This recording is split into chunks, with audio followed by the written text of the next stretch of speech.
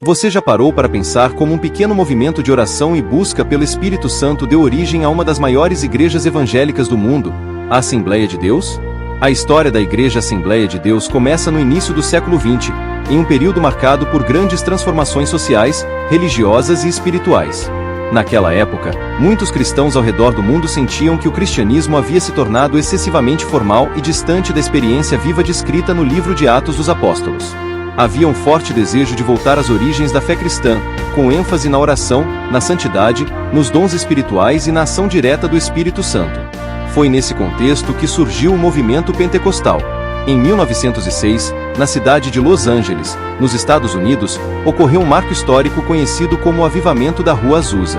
Liderado por William J. Seymour, um pastor negro, filho de ex-escravizados, esse avivamento reuniu pessoas de diferentes raças, classes sociais e denominações.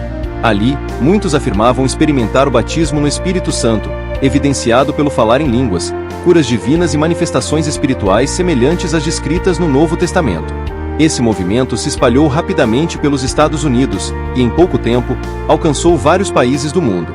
Entre os que foram impactados por esse avivamento estavam dois jovens suecos, Daniel Berg e Gunnar Wingren. Ambos eram batistas, profundamente comprometidos com Deus.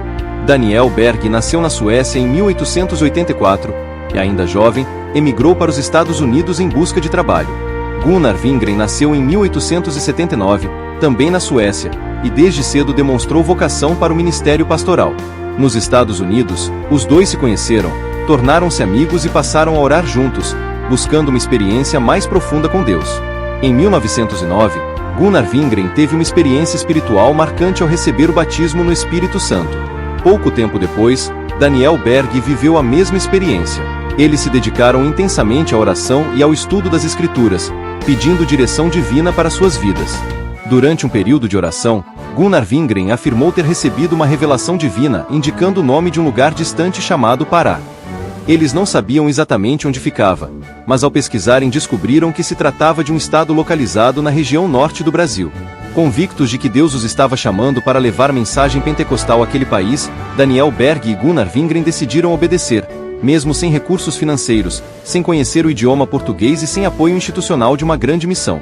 Em novembro de 1910, os dois missionários embarcaram rumo ao Brasil e chegaram à cidade de Belém do Pará.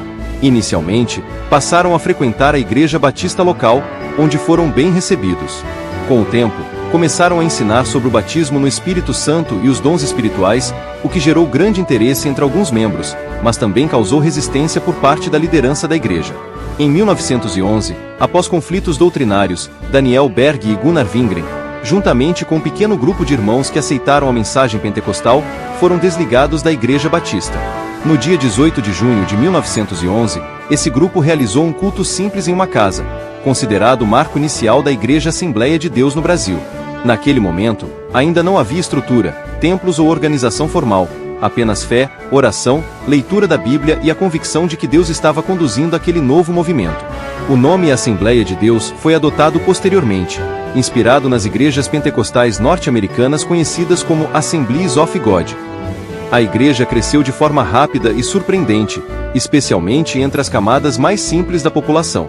A mensagem pentecostal, que enfatizava a salvação pela fé em Jesus Cristo, o batismo no Espírito Santo, a cura divina, a santidade de vida e a esperança da volta de Cristo, encontrava eco no coração de muitas pessoas que viviam em situações de pobreza, exclusão e sofrimento.